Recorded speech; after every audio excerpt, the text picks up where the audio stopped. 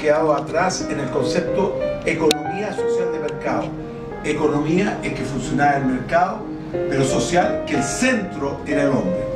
Hoy día me queda la sensación de abandono y es fundamental que ellos se sientan como reyes, no como lacras, justamente lo contrario, dignificar a las personas de tercera edad. Lo fundamental es que nos organicemos y por eso que es la marcha de este sábado.